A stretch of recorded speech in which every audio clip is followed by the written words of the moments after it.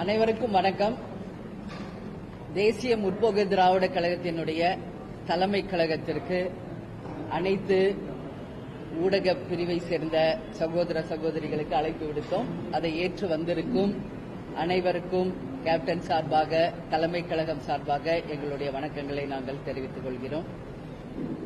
நடந்து முடிந்த 2024 பாராளுமன்ற தேர்தலில் அனைத்து இந்திய அண்ணா திராவிட முன்னேற்ற கழகம், தேசிய முற்போக்கு திராவிட கழகம் ஒன்றாக இணைந்து கூட்டணி அமைத்து 1 கோடி வாக்குகளுக்கு மேல் பெற்று ஒரு சரித்திரத்தை படைத்திருக்கிறோம். இந்த கூட்டணியின் வெற்றிக்காக எங்களுக்கு உறுதுணையாக இருந்த அண்ணன் எடப்பாடியார் அவர்களுக்கும், முன்னாள் அமைச்சர்களுக்கும், சட்டமன்ற உறுப்பினர்களுக்கும், அனைத்து இந்திய அண்ணா திராவிட முன்னேற்ற கழகத்தை சேர்ந்த அனைத்து நிர்வாகிகளுக்கும், தொண்டர்களுக்கும், அதேபோல தேசிய முற்போக்கு திராவிட கழகத்தின் அனைத்து மாவட்ட கழக செயலாளர்களுக்கும், எல்லா நிர்வாகிகளுக்கும், தொண்டர்களுக்கும் கடைசி வரைக்கும் இந்த போரில் கொஞ்சம் கூட சோர்வடையாமல் வெற்றி வீரர்களாக களத்தில் இறங்கி போராடிய எங்களது 5 வேட்பாளர்களுக்கும், அனைத்து இந்திய அண்ணா திராவிட முன்னேற்ற கழகத்தை சேர்ந்த 35 வேட்பாளர்களுக்கும் என்னுடைய மனமார்ந்த வாழ்த்துக்களையும் பாராட்டுகளையும் இந்த நேரத்தில் நான் தெரிவித்துக் கொள்கிறேன். கேப்டனுடைய ஆசீர்வாதத்துடன் இந்த கூட்டணி ஒரு நல்ல புரிதலோடு மக்களிடம் அமோகமான ஒரு வரவேற்பை பெற்றது. ஊடக மக்களாகிய உங்கள் அனைவருக்குமே நான் தெரியும். இன்னைக்கு நீங்க ஒவ்வொருத்தரா என்கிட்ட பேட்டி கேட்க வந்தீங்க. அதனாலதான் உங்க அனைவரையுமே ஒரே நேரத்திலே அழைத்து தலைமை கழகத்தினுடைய அந்த அறிவிப்பை உங்ககிட்ட சொல்லணும் அப்படின்றதான் இன்னைக்கு உங்க அத்தனை பேரையுமே நம்ம அழைச்சிருக்கிறோம். இன்றைக்கு இங்க 4 வேட்பாளர்கள் இருக்கிறாங்க. கடலூர் வேட்பாளர் சிவக்குழந்தை அவர்கள் வந்துகிட்டு இருக்காரு. இன்னும் கொஞ்ச நேரத்தில் அவரும் இங்க சேர்ந்துருவாங்க. இன்றைக்கு தேசிய முற்போக்கு திராவிட கழகத்தின் சார்பாக போட்டியிட்ட வேட்பாளர்கள் சிறப்பாக பணியாற்றி நல்ல ஒரு வாக்குகளை பெற்றிருக்காங்க. சென்னையில் பார்த்தசாரதிக்கு மட்டும்தான் குறைந்த வாக்குகள். ஆனால் திருவள்ளூர்ல நல்லதம்பி, அதே போல தஞ்சாவூர்ல சிவநேசன், கடலூர்ல சிவகொழுந்து, விருதுநகரில் விஜய பிரபாகர் கடைசி வரைக்கும் களத்தில் ஒரு வெற்றி வீரராக தன்னுடைய அத்தனை முயற்சிகளையும் எடுத்து கடைசி நிமிஷத்துல அவர் தோல்வி அடைந்தார் என்று அறிவிக்கப்பட்டுள்ளது. உறுதியாக உங்ககிட்ட நான் சொல்றேன், விஜய பிரபாகர் தோல்வி அடையவில்லை, தோற்கடிக்கப்பட்டுள்ளார். வீழ்ச்சி அடையவில்லை, வீழ்த்தப்பட்டிருக்கிறார். இதுதான் உண்மை. இது அத்தனை மக்களுக்கும், அத்தனை ஊடகத்தை சேர்ந்தவர்களுக்கும், தமிழகத்தில் இருக்கும் அத்தனை மக்களுக்கும் இது தெரியும். இன்றைக்கு விஜய பிரபாகரன் அவர்கள் முதல் முறையாக தேர்தல் களத்திலே இந்த சிறு வயதிலேயே இன்னைக்கு கேப்டன் இல்லாத அந்த கவலையை நாங்கள் இன்னும் மறக்கவே இல்லை. அந்த மிகப்பெரிய சோகத்திலிருந்து இன்னும் நாங்கள் மீளவே இல்லை. நான் இந்த தேர்தலில் வேணாமா, இன்னும் எனக்கு அப்பா ஞாபகமா தான் இருக்கு, என்னால இன்னும் அந்த சோகத்தில இருந்து நான் வெளியே வரலன்னு தான் விஜய பிரபாகர் எவ்வளவோ சொன்னார், எல்லா நிர்வாகிகள்ட்டையும் சொன்னார். ஆனா எங்களுடைய மாவட்ட கழக செயலாளர், நிர்வாகிகள், தலைமை கழகம் எல்லாம் விஜய பிரபாட்ட இல்ல, நீ இந்த முறை போட்டியிடணும், அப்பா இல்லாத போது நீ போட்டியிடணும் விருதுநகர்ல சொன்னதுனால அந்த அன்பு கட்டளை ஏற்றுதான் அவர் போட்டியிட்டார். ஆனாலும் கடைசி வரைக்கும் எதிலையுமே தன்னுடைய முயற்சியை யாருமே கைவிடல.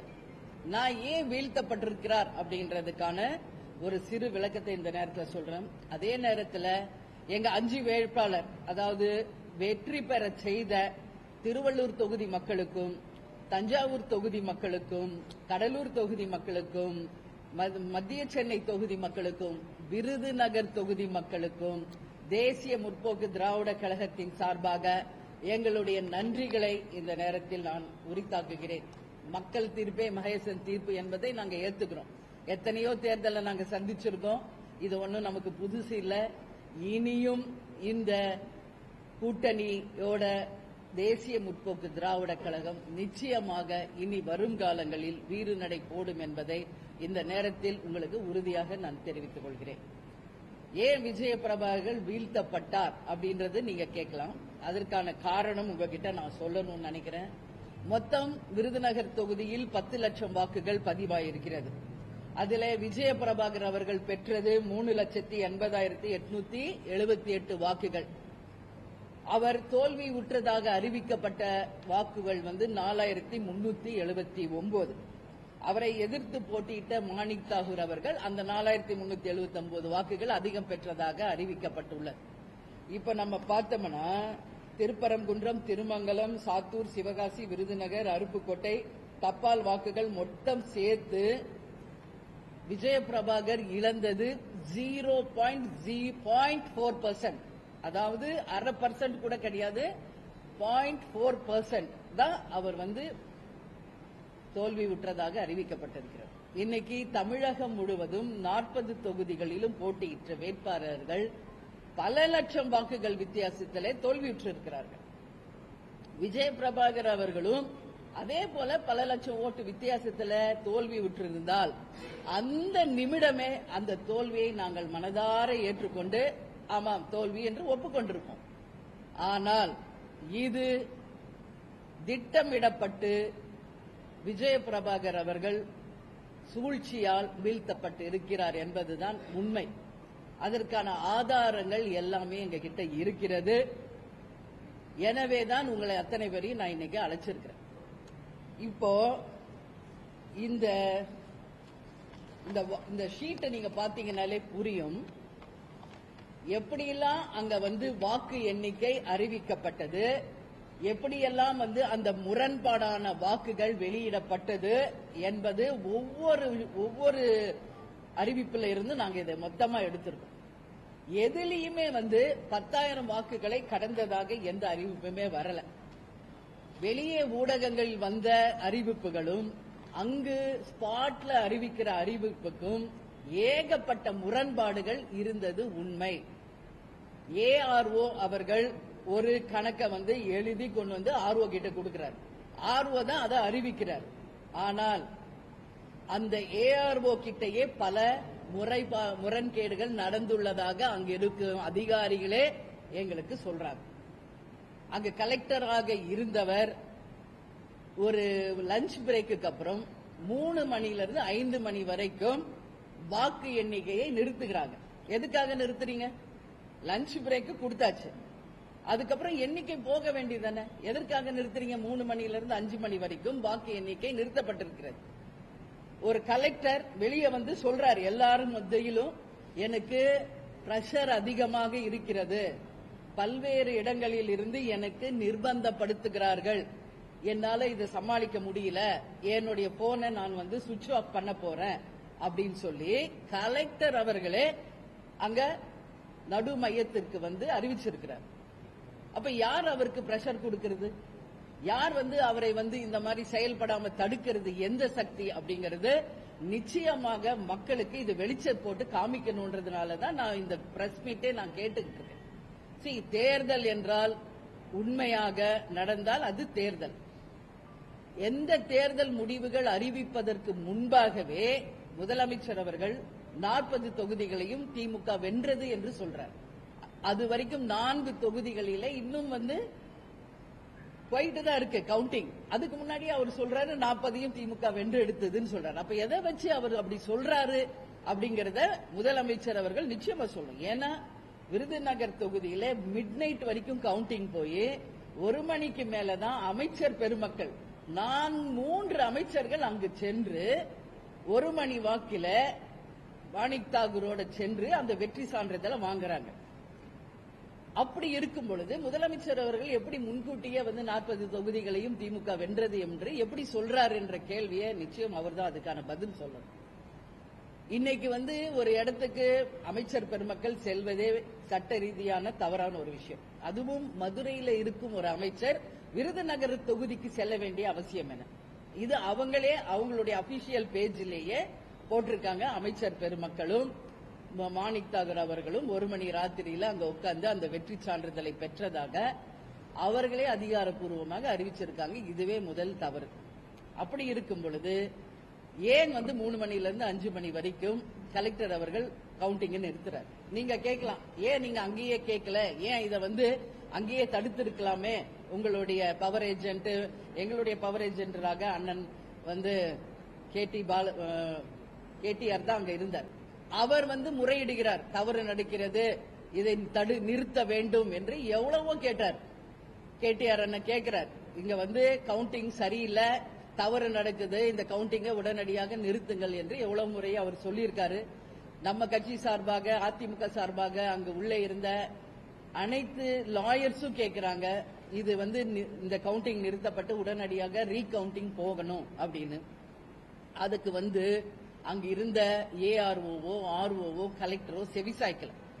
அதற்கு பதிலாக மிரட்டும் தோணியில போலீஸ் போர்ஸ் ஃபுல்லா உள்ள இறக்கி, ஐஜி டிஐஜில இருந்து அனைத்து காவல்துறை அதிகாரிகளையும் உள்ள இறக்கி அங்க ஒரு நியாயத்திற்கு செவிசாய்க்காம அவங்க கவுண்டிங்க தொடர்ந்து நடத்திக்கிட்டே இருந்தாங்க. அது மட்டும் இல்ல, 13வது ரவுண்டுக்கு பிறகு அங்கு தவறுகள் நடந்தது உண்மை என்று ஒட்டுமொத்த பேருமே சொல்றாங்க. 5 பாக்ஸ், அதாவது 13வது பாக்ஸ்க்கு அப்புறம் நிறுத்திட்டு 18வது பாக்ஸுக்கு போயிட்டாங்க, இவிஎம் பாக்ஸ் கவுண்டிங். அப்போ கேடிஆர் அண்ணன் கேட்கிறாரு, ஏன் இந்த 5 பாக்ஸ் ஓபன் பண்ணி இதுக்கு சொல்லிட்டு தானே நீங்க 18வதுக்கு போகணும், ஏன் நிறுத்துனீங்க என்று அவர் கேட்ட பிறகுதான், அதை தடை விதித்த பிறகுதான் மறுபடியும் 13ல இருந்து 13, 14, 15, 16, 17 இவிஎம் பாக்ஸ் ஓபன் பண்ணி அதுல கவுண்டிங் ஸ்டார்ட் பண்றாங்க. அதற்கு பிறகுதான் அப்புறம் 18, 19 இதுல 3 இவிஎம் பாக்ஸ் ரிப்பேர் ஆயிருச்சுன்னு சொல்லி ஒரு ஓரமா எடுத்து வச்சுட்டாங்க, அதை ஓபனே பண்ணல.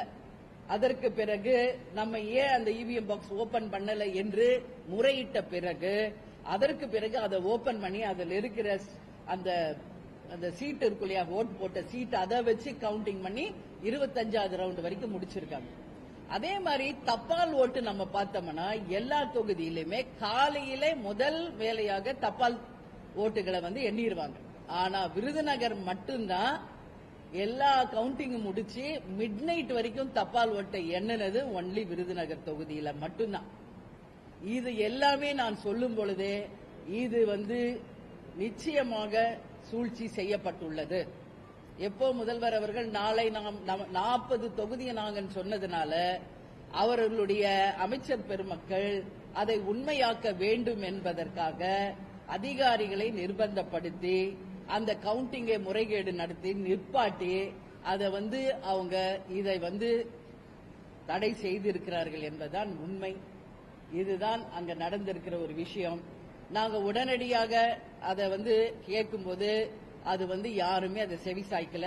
அதனால இன்றைக்கு நாங்க இதை தேர்தல் ஆணையத்திடம் நேத்தே இமெயில் மூலமாக ரீகவுண்டிங்குக்கு நிச்சயமாக தேர்தல் ஆணையம் ஆணையிட வேண்டும் என்று நேத்தே நாங்க இமெயிலையும் லெட்டர் மூலமாகவும் ரெஜிஸ்டர் போஸ்ட் மூலமாகவும் அனுப்பியிருக்கோம்.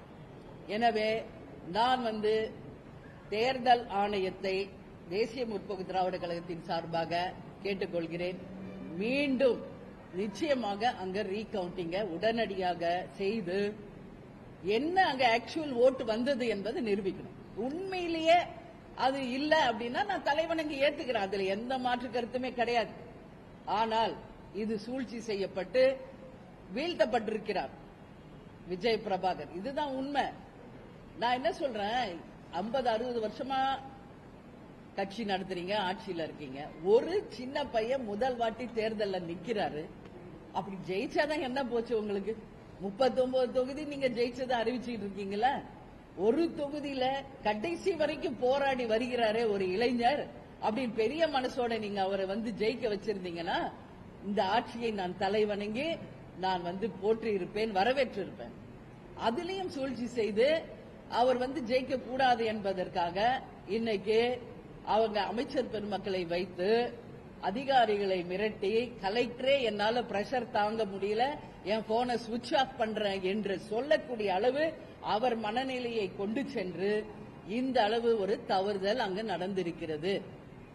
எனவே தேர்தல் ஆணையத்திடம் கேப்டனோட ஆசியுடன் நாங்கள் தேமுதிகவின் சார்பாக தேர்தல் ஆணையத்துக்கிட்ட நாங்க கேட்டுக்கிறோம், மீண்டும் விருதுநகர் தொகுதியில ரீகவுண்டிங் நிச்சயமாக உடனடியாக செய்ய வேண்டும் என்று நான் இந்த பிரஸ் மீட் மூலியமாக நான் கேட்டுக்கொள்கிறேன்.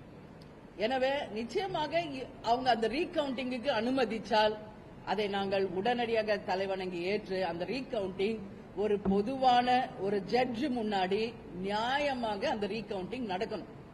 இதே ஏஆர்ஓ அதே ஆர்ஓ மூலியம் மட்டும் இல்லாமல் ஒரு பொதுவான ஒரு ரிட்டையர்ட் ஜட்ஜ் முன்னாடி அந்த ரீகவுண்டிங் செய்யப்பட வேண்டும். அது நியாயமானதாக நடக்க வேண்டும். அதில் என்ன வந்தாலும் நாங்கள் ஏற்றுக்கொள்ள தயாராக இருக்கிறோம் என்பதை இந்த நேரத்தில் உங்களுக்கு நான் சொல்லிக் கொள்கிறேன். ஒருத்தரா கேளுங்க. என்னங்க?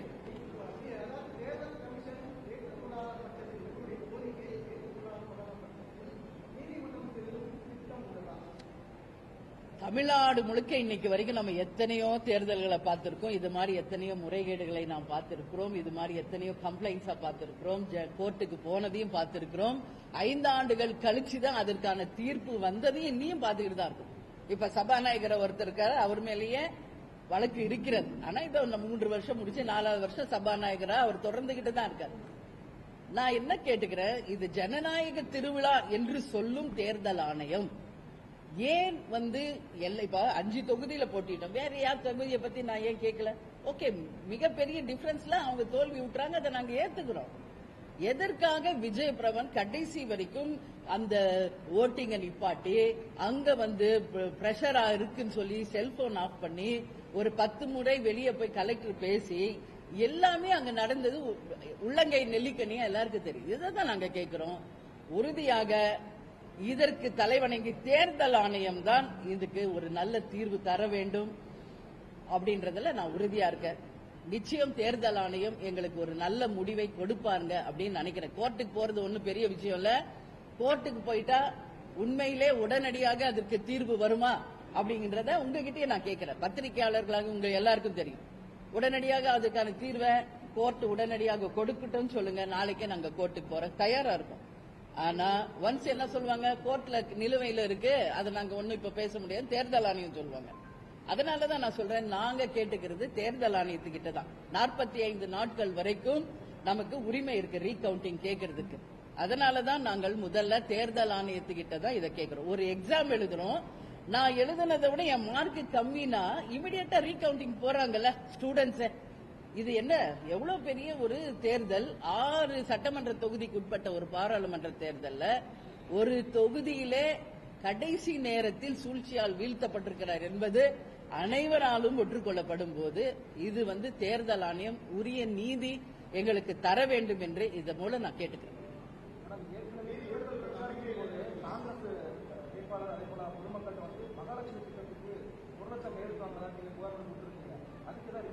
இல்ல, ஏற்கனவே தேர்தல் நடந்த பொழுதே ஒரு வாக்காளரே, அதாவது மாணிக் தாகூர் அவரே நேரடியா போய் ஒரு 1.25 லட்சம் மகாலட்சுமி திட்டம் சொல்லி 1 லட்சம் ரூபாய்க்கு பூரா பேர்கிட்டையும் கையெழுத்து வாங்கினது நாங்க அதிகாரப்பூர்வமாக வித் எவிடன்ஸ் நாங்க தேர்தல் ஆணையரிடம் நாங்களும் கொடுத்திருக்கோம், பிஜேபியும் கொடுத்திருக்காங்க.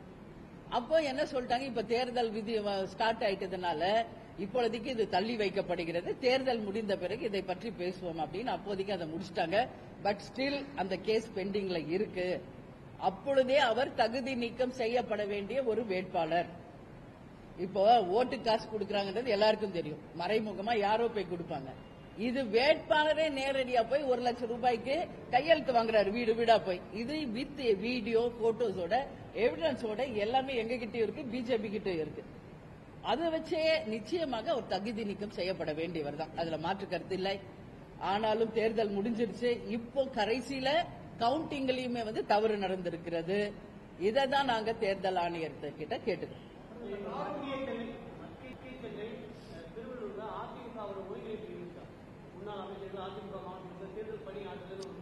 இங்க பாருங்க, எல்லா இடத்திலையும் ஒருங்கிணைப்பும் இருந்தது. இது எல்லா இடத்திலையும் இது நடக்கிறதா, இது எங்ககிட்ட மட்டும் கேட்கக்கூடிய கேள்வி இல்லை.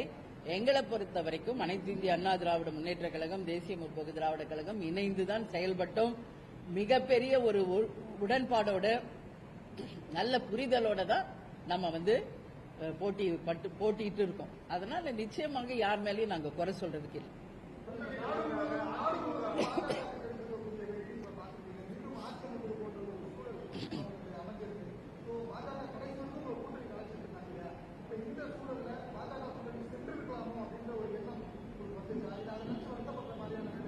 வருத்தப்படுறதுக்கு இங்க ஒண்ணுமே இல்லைங்க. இது நாங்க தெளிவாக சிந்தித்து எடுத்த முடிவு தான். இதில் அவசரமாகவோ வருத்தப்படுறதுக்கோ எதுவுமே கிடையாது. இது ஒட்டுமொத்த எங்கள் மாவட்ட கழக செயலாளர்களை அழைத்து நாங்கள் உறுதியாக தீர்மானமாக எடுத்த முடிவு தானே ஒழிய பிஃபோர் ரிசல்ட் ஒன்னு ஆப்டர் ரிசல்ட் ஒன்னு எல்லாம் எங்க கருத்துக்களை நாங்க மாத்திக்கிறதா இல்ல. நாங்கள் எடுத்த முடிவு நாங்கள் சரியான ஒரு முடிவு தான் இதுல எடுத்திருக்கோம்.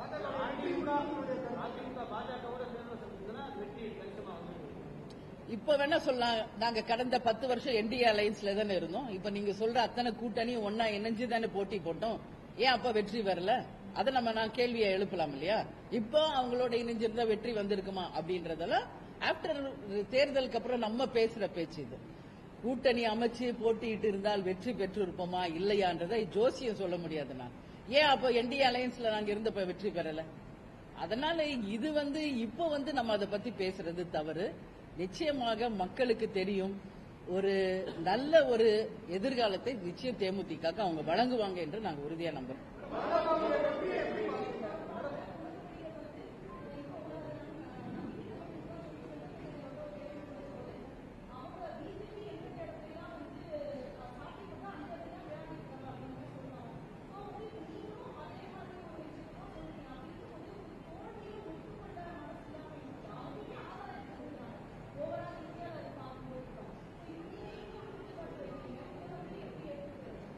எங்களுடைய வேட்பாளர்களுடைய ரிசல்ட் தான் நான் சொல்ல முடியும். எங்கள் வேட்பாளர்கள் போட்டியிட்ட 5 தொகுதியில் நடந்தது நான் சொல்லிட்டேன்.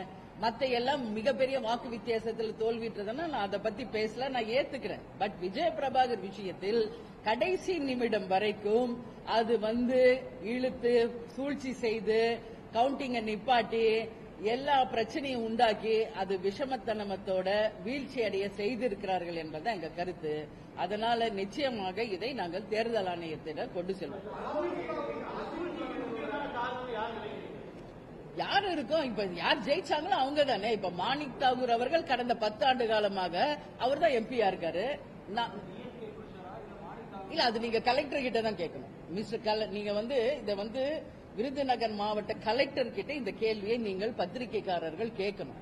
ஏன்னா கவுண்டிங் நடக்கிற அந்த மையத்துல அவர் சொல்றார், எனக்கு பிரஷர் ஓவரா இருக்கு, என்னால ஹேண்டில் பண்ண முடியல, நான் போன் சுவிட்ச் ஆஃப் பண்ண போறேன், என்னால இந்த இன்னைக்கு மேல ஹேண்டில் பண்ண முடியல, நான் ஆஃப் பண்றாரு. 3 மணில இருந்து 5 மணி வரைக்கும் கவுண்டிங்க நிறுத்துறாரு. 13வது ரவுண்டுக்கு அப்புறம் நிப்பாட்டுறாரு. அதுக்கப்புறம் 18 கேடிஆர் கேட்ட பிறகுதான் 18வது ரவுண்ட்ல ஆரம்பிக்கிறார். நடுவுல 5 ரவுண்ட விட்டுட்டு போறாரு. ஏன் இந்த குளறுபடி? அதுதான் நாங்க கேட்கிறோம். அப்ப யார் பிரஷர் பண்ணது அப்படிங்கிறது மாணிக் தாகூருக்கும் தெரியும், கலெக்டருக்கும் தெரியும், அங்க இருந்த மக்களுக்கும் தெரியும். இந்த கேள்வியை நீங்கள் அவர்களிடம் கேட்கிறோம்.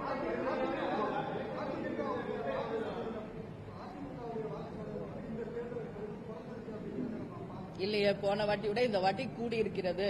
நீங்க கரெக்டா கணக்கு பார்க்கலன்னு நினைக்கிறேன். கிடையாது, இல்ல கூடி இருக்கிறது. இப்ப 2 பேரும் சேர்ந்து இருக்கட்டும், பரவாயில்ல. இப்ப நாங்க 2 பேரும் சேர்ந்து 1 கோடிக்கு மேல வாங்கி இருக்கிறோம்ல. அப்படி பார்த்தா எல்லாருடைய வாக்கு சதவீதம் சிலருக்கு குறைஞ்சிருக்கு, ஏறி இருக்கு. இன்னைக்கு 40 தொகுதியிலும் திமுகவை தவிர யாருமே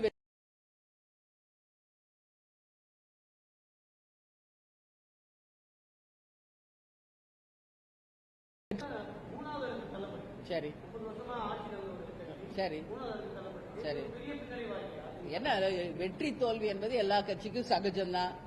இதே திமுக ஒரு இடத்துல மட்டும் வெற்றி பெற்று அனைத்து தொகுதியிலும் தோக்கலையா? இன்னைக்கு பாஜக 3வது வாட்டி ஆட்சி அமைக்கிறாங்க. இந்தியா முழுக்க ஒரு இடத்துல தான் பாஜக வெற்றி பெற்று அத்தனை தொகுதியிலும் தோக்கலையா? இதே அம்மா ஜெயலலிதா இருந்தப்போ 38 தொகுதி ஜெயிச்சாங்க. திமுக எல்லாமே தோக்கலையா? அதுக்கு பிறகு அதிமுக அப்புறம் திமுக வந்தாங்க, அவங்க 38 ஜெயிச்சாங்க. மீதி 2 இடம் அதிமுக ஜெயிச்சது.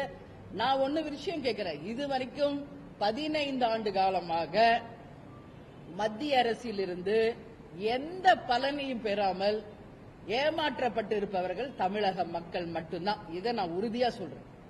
ஏற்கனவே 10 வருஷத்தை இழந்துட்டோம். இப்போ மீண்டும் இன்னொரு 5 வருஷத்தை தமிழ்நாடும் தமிழக மக்களும் தான் இழந்துகிட்டு இருக்காங்க. மக்களே உங்ககிட்ட கேட்டுக்கிறேன், நமக்கு சென்ட்ரல் கவர்மெண்ட்ல யார் ஆட்சியில் இருக்காங்களோ அவங்களுடைய தயவு இருந்தா மட்டும்தான் தமிழ்நாட்டில் பல திட்டங்களை நாம கொண்டு வர முடியும்.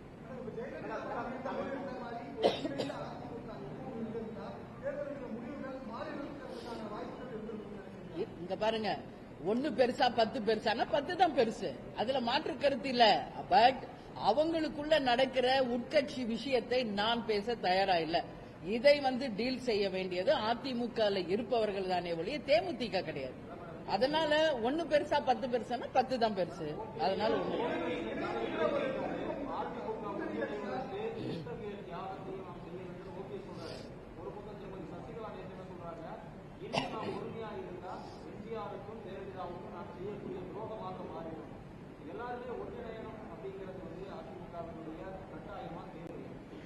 நான் என்ன சொல்றேன், ஒற்றுமையா இருந்தா வெற்றி உறுதி, அதுல மாற்று கருத்து இல்லை. அவங்க ஒண்ணு சேர்றாங்களா சேரலையா அப்படின்னு தேமுதிக சார்பா நான் சொல்ல முடியாது அந்த கருத்தை. இது அவங்க உட்கட்சி விஷயம், அவங்க உட்கட்சி விஷயம். இது பேச வேண்டியது அதிமுகவை சேர்ந்தவர்கள் தானே ஒழிய தேமுதிகவை சேர்ந்தவர்கள் கிடையாது.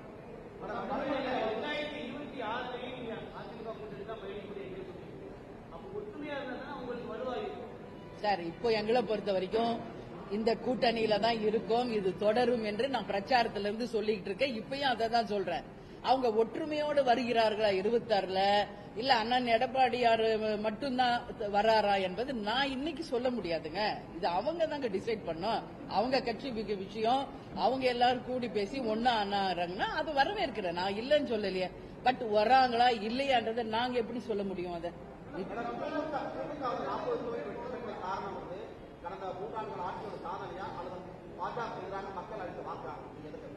இது மக்கள்கிட்ட நீங்க போய் கேளுங்க, என்கிட்ட கேட்கறத விட மக்கள் கிட்ட கேளுங்க. ஆட்சி பலம், அதிகார பலம், பணபலம், கூட்டணி பலத்தை கொண்டுதான் இன்னைக்கு ஜெயிச்சிருக்காங்க. அது ஒண்ணு. அதனால இது ஒண்ணும் அப்படியே பெரிய இமாலய வெற்றி எல்லாம் ஒண்ணும் கிடையாது. இது மாதிரி பல வெற்றிகளை நாம பார்த்திருக்கிறோம். ஆனா நான் கேட்கிறேன், போன வாட்டி 38 MP ஜெயிச்சிங்களே, என்ன நல்லது தமிழ்நாட்டுக்கு திமுக பண்ணுச்சு? அது மட்டும் நான் கேள்வியா எழுப்புறேன். இப்ப 40 ஜெயிச்சிட்டீங்க, சந்தோஷம். தேமுதிக சார்பா வாழ்த்துக்களை தெரிவிச்சுக்கிறோம். இந்த 40 ஜெயிச்சதுனால தமிழ்நாட்டுக்கு காவேரியிலிருந்து தண்ணியை உடனடியாக கொண்டு வந்துடுறீங்களா? கச்சத்தீவை மீட்டு கொண்டு வந்துடுறீங்களா? நீங்க ஏற்கனவே சொல்லி இருக்கிறீங்களா எய்ம்ஸ் மருத்துவமனை, அதை கட்டி முடிக்கிறீங்களா? நீட் எக்ஸாம் உடனடியாக ஒரு கையெழுத்துல நாங்க தமிழ்நாட்டை விட்டு விரட்டுவோம் சொன்னாரே உதயநிதி, விரட்டுறாரா? இந்த கேள்விக்கெல்லாம் உங்க பதில் சொல்லட்டும். அப்பதான் இது உண்மையில் வெற்றியா தோல்வியா என்பதை நான் பதில் சொல்ல முடியும்.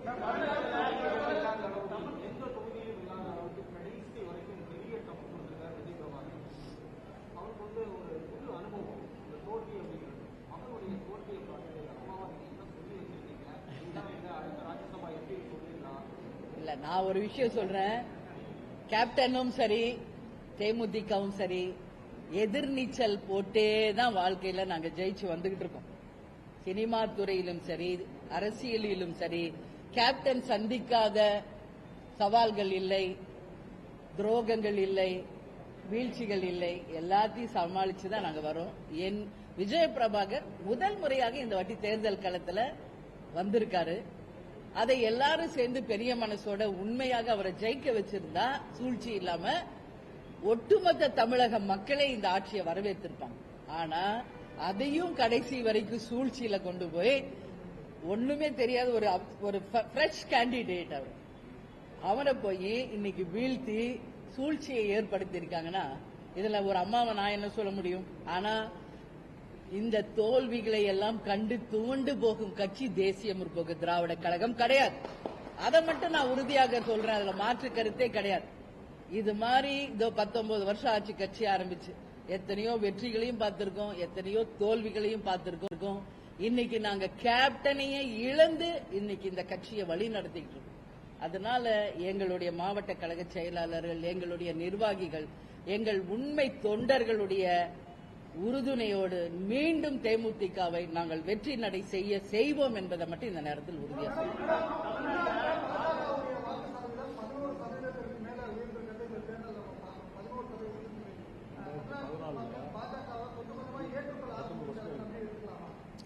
ஏற்கனவே இல்ல, அதான் சொன்னல உங்களுக்கு, என்டிஏல நாங்க 10 வருஷம் இருந்தோம். 2019 14 நாம எல்லாம் ஒன்னா இருந்தப்போ 19% வாக்குகள் அப்ப பெற்றோம். சரிங்களா? அப்ப எல்லாருமே ஒன்னா இருந்து பெற்றது. இப்போ பாஜக இன்னும் இன்னைக்கு இவ்வளவு சதவீதம் வாங்கி இருக்குதுன்னா வாழ்த்துக்கள். எந்த ஒரு கட்சியும் அவங்க கட்சி ஆட்சிக்கு வரணும், வெற்றி அடையணும் தான் எல்லா கட்சியும் இன்னைக்கு உழைக்கிறாங்க. அந்த வகையில் அவங்க உழைச்சிருக்காங்க, அவங்களுக்கு மக்கள் வாக்களிச்சிருக்காங்க, சந்தோஷம். இனி எதிர்காலம் எப்படி வரும்ன்றத அவங்க தான் அதை சொல்லணும்.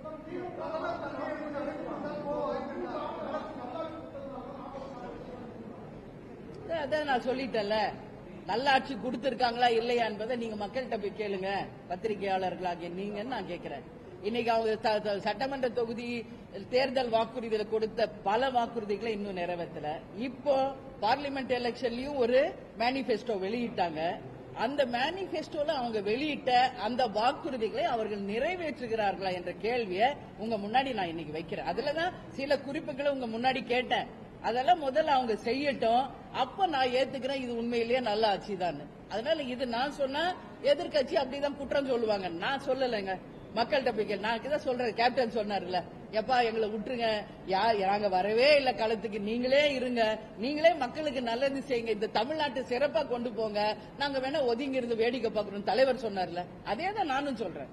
வாங்க, நீங்களே நல்லது பண்ணுங்க, ஊழல் இல்லாம நேர்மையான ஆட்சியை கொடுங்க. இன்னைக்கு எத்தனை லட்சம் பேர் இன்னைக்கு வேலை வாய்ப்பு இல்லாம இருக்குங்கிறாங்கன்றத மனவேதனையோட முன்னாடி நான் கேட்கிறேங்க. நேற்று நான் ஒரு குறிப்பு பாக்குறேன், 54 லட்சம் இளைஞர்கள் வேலை வாய்ப்புக்காக கவர்மெண்ட்ல அப்ளை பண்ணிட்டு வேலை இல்லாம இன்னைக்கு வறுமையில வாடிக்கிட்டு இருக்காங்க. எத்தனை லட்சம் பேர் ஒரு வேளை சாப்பாடு கூட இல்லாம இந்த தமிழ்நாட்டில் கஷ்டப்பட்டுக்கிட்டு இருக்காங்க. எங்கு பார்த்தாலும் டாஸ்மாக்கும் கஞ்சாவும் லஞ்சம் ஊழலும் இதுதான் இருக்கு. எந்த சாலையாவது நீங்க நம்ம சென்னை சிட்டியில இருக்கோம், எந்த ஒரு சாலையாவது பயன்பாட்டுக்குரியதா இருக்குதா? தயவு செஞ்சு சொல்லுங்க. இன்னைக்கு பத்திரிகையாளர்கள் நீங்க எல்லாம் அந்த ரோட்ல போறீங்க வர எத்தனை பேருக்கு ஸ்பைனல் கார்டு அவுட் ஓபனா ஒத்துக்கங்க. அந்த அளவு ஒரு மோசமான சாலைகளை இன்னைக்கு நிர்வகிச்சிருக்காங்க. கேட்டா சிங்கப்பூருக்கு இணையான ஒரு சென்னை சிட்டியை உருவாக்கணும்னு சொன்னாங்க. இதே கூவம், இப்பதான் நான் சைனா போயிட்டு வந்து உங்ககிட்ட நான் அறிக்கை கொடுத்தேங்க, இதே கூவம் தாங்க அங்கேயும் இருக்கு.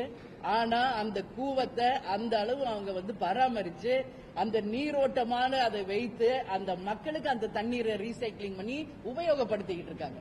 எத்தனை பாலங்கள், அத்தனை பேருக்கும் வேலை வாய்ப்பு, மக்கள் தொகையில் இந்தியாவுக்கு இணையாக இருக்கும் சைனா இன்னைக்கு நம்மளை விட 100 ஆண்டு காலம் முன்னாடி இருக்காங்க. சோ அந்த மாதிரி சரித்திரத்தை எல்லாம் இவங்க படைக்கட்டும். அப்ப நாங்களே ஒதுங்கி சிறந்த ஆட்சி பண்றாங்க, நீங்களே பண்ணுங்க, நாங்க தலைவணங்கி ஏத்துக்கோம். எதுங்க இன்னைக்கு தாங்க நாங்க அப்ளை பண்ணிருக்கோம், நாங்க நேத்தே அனுப்பிட்டோங்க. தேர்தல் ஆணையத்துக்கிட்ட நாங்க உரிமையோட கேட்கிறோம். நிச்சயம் அவங்க எங்களுக்கு செவி சாய்ப்பாங்க என்று நாங்கள் நம்புகிறோம். இல்லாத பட்சத்தில் அடுத்த கட்டம் என்னன்றதை நான் உங்களுக்கு சொல்றேன்.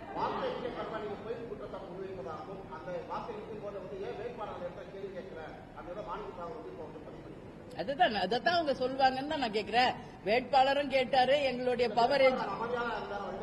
ஆமாங்க, இல்ல பவர் இல்ல பவர் மாணிக் தாகூர் பேசிட்டாராமா? மாணிக் தாகூர் அங்க வரும், அங்கதானே உட்கார்ந்து இருந்தாரு. அவர் பக்கமா வசனமா பேசிட்டு இருந்தாரு மாணிக் தாகூர். அவரும் வாய் மூடி அமைதியா தான் இருந்தார். அவரும் ஒரு வார்த்தை பேசலையே. ஏன் விஜய் பிரபாகர் மட்டும் கேட்கிறாரு? அவர் என்ன பக்கம் வசனம் படிச்சுட்டு இருந்தாரு? அதத்தான் நான் சொல்றேன். அவர் தான், அதுக்குதான் நான் ஒரு பவர் ஏஜென்டா ஒரு முன்னாள் அமைச்சர் எங்க கூட்டணி சார்பாக ஒரு சீனியர் ஒருத்தர் இருக்கும்போது அவர் தான் அதை பேசணும். இவர் முதல் முறையாக இன்னைக்கு களத்துல இருக்காரு. அப்படி இருக்கும்போது அண்ணன் கேடிஆர் கேள்வி எழுப்புறார், இது தவறு நடக்குது, உடனடியாக கவுண்டிங் நிறுத்துங்கன்னு சொல்றாரு. அதுக்கு தான் அவர் சுவிட்ச் ஆஃப் பண்ணிட்டு என்னால பிரஷர் தாங்க முடியலன்னு கவுண்டிங்க நிறுத்துறாரு. இதுதான் அங்க நடந்தது. இதைத்தான் நாங்க கேட்கிறோம். ஏன் 2 மணி நேரம் கவுண்டிங் ஏன் ஸ்டாப் பண்றீங்க? ஏன் 13வது பாக்ஸ்ல இருந்து 18வது பாக்ஸ் ஏன் போறீங்க? ஏன் தபால் ஓட்டு லாஸ்ட்ல 1 மணி வரைக்கும் எண்றீங்க? ஏன் இந்த முறைகேடுகள் என்பதுதான் எங்க கேள்வி. எதுங்க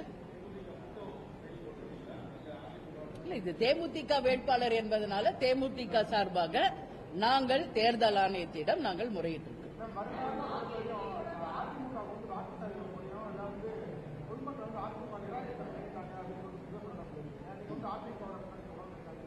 அது செல்வ பெருந்தன் கிட்ட போய் கேளுங்க, ஏன் அப்படி சொன்னாருன்றத.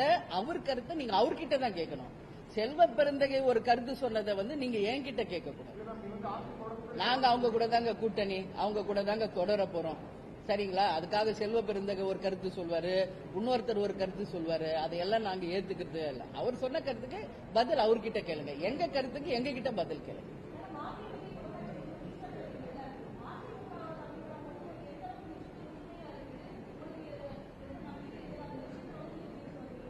நிச்சயமாக அதிமுக எல்லா வகையிலுமே நல்ல அண்டர்ஸ்டாண்டிங்கோட தான் இந்த கூட்டணியை நாங்க அமைச்சிருக்கோம். சிறப்பான முறையில இந்த தேர்தல் பணிகள் நடந்தது. இங்க அத்தனை வேட்பாளர்கிட்டையும் கேளுங்க எந்த அளவு அவங்களுக்கு அதிமுக தேமுதிக இணைஞ்சு பணியாற்றிட்டு. மீதி 35 தொகுதியிலையும் அதிமுகவுடன் தேமுதிக நிர்வாகிகள் எந்த அளவு ஒற்றுமையோடு செயல்பட்டாங்க என்பது அதிமுகவினருக்கு தெரியும். அதனால சிறப்பான ஒரு கூட்டணி நிச்சயமாக இந்த தேர்தலில் இல்லை என்றாலும் வருங்காலத்தில் மகத்தான வெற்றியை இந்த கூட்டணி பெறும்.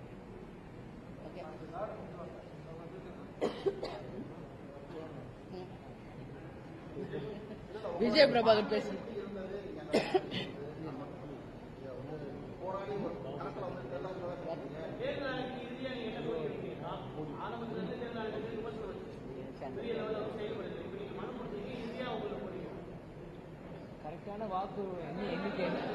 கரெக்டான வாக்கு எண்ணிக்கை எதுவாக இருந்தாலுமே தனி முறையோட நாங்க எங்க பொதுச் செயலர் வந்து சொல்லியிருக்காங்க. அது என்னமோ அது தேர்தல் முறையோட செஞ்சா அது சந்தோஷமா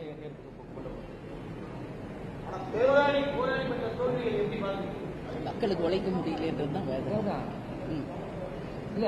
இது வந்து இன்னும் நான் பெட்டரா பெர்ஃபார்ம் பண்ணியிருப்பேன் ஜெயிச்சிருந்தேன்னா. இன்னும் மக்களுக்கு இன்னும் கொஞ்சம் ஈஸியா போய் எனக்கு செய்ய முடியுது எல்லாமே நாங்க செஞ்சிருப்போம் நான் நினைக்கிறேன். அது மட்டும் இல்லாம இப்போ வந்து தேர்தலுக்கு முன்னாடி வந்து எல்லாருமே ஒரு சின்ன பையன் என்ன பண்ணுவாங்கன்றப்போ ஒரு இவ்வளவு டஃப் கொடுக்கும்போது ஒரு வாய்ப்பு மக்கள் எனக்கு கொடுத்திருந்தாங்கன்னா நிச்சயம் இந்த விஜய் பிரபாகர் என்ன பண்ணிருப்பேன் அப்படின்னு அவங்க எல்லாருக்குமே நிரூபிச்சிருப்பேன். இப்போ ஒரு காலதாமதம் 5 வருஷம் தள்ளுதா இல்ல ரீகவுண்டில் திரும்பி வரானா என்பது காலம்தான் பதில் சொல்லணும். அதே மாதிரி விருதுநகர் வாக்காளர் பெருமக்களை யாருன்னு எனக்கு ஓட்டு போட்டாங்கன்னு இந்நேரத்தில் எல்லாருக்குமே நன்றியை தெரிவித்துக் கொள்வேன். அது என்னோட சொந்த ஊரு. மீண்டும் அங்க நான் வருவேன் இந்நேரத்தில் நான் சொல்லுவேன். தேர்தலுக்கு முன்னாடி எல்லா விஷயமே வந்து பிஜேபி வந்து முறைகள் நடக்க வாய்ப்பு கொடுத்துருக்காங்க. தேர்தல் வெற்றிக்கு அப்புறம் அவங்க யாருமே பேசுறதில்ல. இதை பத்தி எப்படி? அதுதாங்க வேதனையான ஒரு விஷயம் நான் சொல்றேங்க. அப்ப எதுக்கு ஜனநாயக திருவிழான்னு ஏன் சொல்றீங்க? ஆட்சியாளர்களின் திருவிழான்னு சொல்லாமல இத மாத்தி யார் ஆட்சியில இருக்கிறாங்களோ அவங்களுடைய திருவிழா. 40 ஆட்சியாளர்களை ஜெயிச்சுதான் அறிவிச்சுட்டு போயிருங்க. இதுக்கு எதுக்கு ஒரு திருவிழா? இதுக்கு எதுக்கு ஒரு தேர்தல்?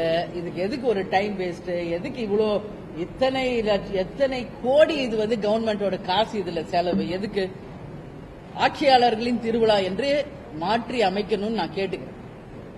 இன்னைக்கு விஜய் பிரபாகர் அவர்களுக்கு வாக்களித்த அனைத்து விருதுநகர் தொகுதி மக்களுக்கும் தேமுதிக சார்பாக என்னுடைய பணிவான நன்றிகளை தெரிவித்துக் கொள்கிறேன். நிச்சயமாக வெற்றி பெற்று மிகப்பெரிய அளவில் விருதுநகர் மக்களுக்காக உழைக்க வேண்டும் என்று உறுதியா இருந்தாரு. நிச்சயமாக கேப்டன் ஆசீர்வாதம் தெய்வத்தின் துணை இருந்தால் ரீகவுண்டிங்ல அவர் ஜெயிச்சா மீண்டும் வந்து உறுதியாக விருதுநகர் மக்களுக்கு சேவை செய்ய தயாரா இருக்கார். அதனால எது வந்தாலும் நாங்க ஏற்றுக்கொள்ள தயாரா இருக்கோம். அப்படி இல்லை என்றால் 26 இருக்கிறது சட்டமன்ற தேர்தல். நிச்சயமாக அவர் வந்து தேர்தலில் அத்தனை வேட்பாளர்களும் நின்று ஜெயிச்சு மக்களுக்காக நாங்கள் உழைப்போம். கேப்டன் எங்களுக்கு கொடுத்த பாதையில் பயணிப்போம் என்பதை தெரிவித்துக்கிறோம்.